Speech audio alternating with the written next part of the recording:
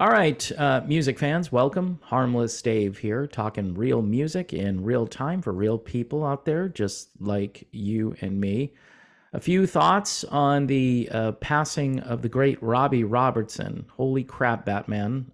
They're not going to make Robbie Robertsons anymore. This is a guy who checked every single box, a great musician, a top notch songwriter. Um, Seemed like a really decent person as well. A little mysterious and a little bit edgy at times. Yesterday, he passed away at the age of 80 years old. And it was reported, I believe, that he had a battle with cancer, according to one of my sources. Of course, a legend up in Canada, more so than here in the United States. When he was with a group called The Band. I tried to explain this to my son. He was in a band called The Band. He's like, what? I'm like, yeah, they were called The Band. And probably one of the greatest rock songs ever written is got to be The Weight. It's got to be. And it's a song that's been pretty much focus tested out of mainstream rock these days.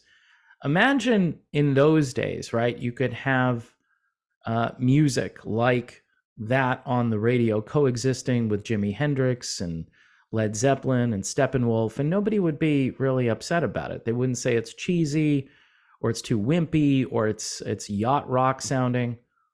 I mean, the band basically was a country rock outfit with heavy duty R&B tendencies, lots of horns, lots of stuff going on. Kind of reminds me of Little Feat a little bit, the way they presented themselves, where you were basically listening to the kitchen sink. And that's, to me, the spirit of great music and great rock and roll, because it was all thrown into one mixture. Most of the stuff the band did obviously happened before I was musically aware.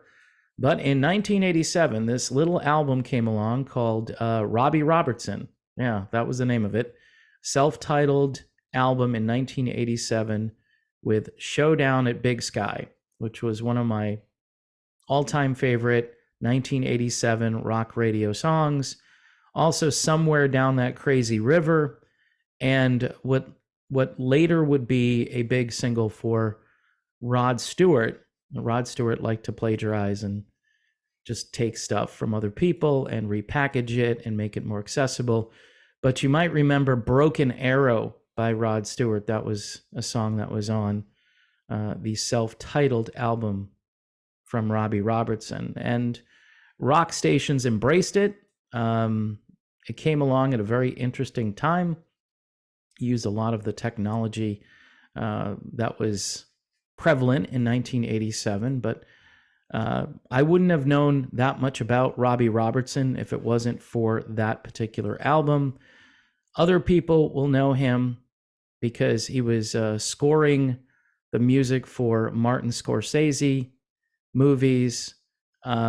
His collaboration obviously led him to be a much in-demand guy when it came to movies for Martin Scorsese.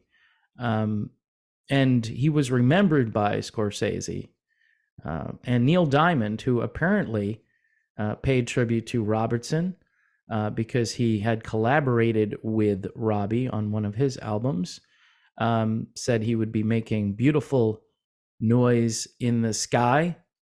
Former President Bill Clinton weighed in and said that Robertson was a brilliant songwriter, guitarist, composer, whose gifts changed music forever. I don't typically agree with Bill Clinton on anything, but there you go.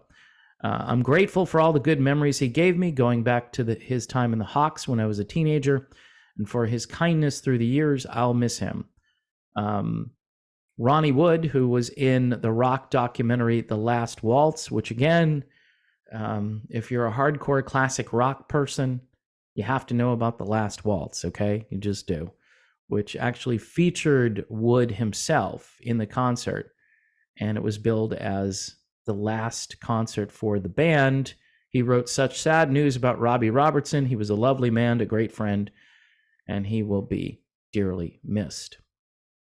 So yeah, so apparently he was also in another outfit called the Hawks, which, according to Bill Clinton, that happened during his teenage years. But this is a giant in the music world. No question. The level of, again, songwriting, musicianship, and I would say persona, which all made Robbie Robertson kind of one of a kind. So, again, our thoughts and prayers go out to his family, his fans. 80 years old. Doesn't appear anything strange is going on when it comes to this particular incident. At least people see, and this is why I say closure. If you want closure on these issues, just say what it is. Just say what it is. And nobody's going to pry into the family's existence if you tell folks this is what's going on. But 80 years old and had a great life and made some great music. So there you have it. Thanks for watching, everybody. Please subscribe to the channel. I'll be back soon, so stay tuned.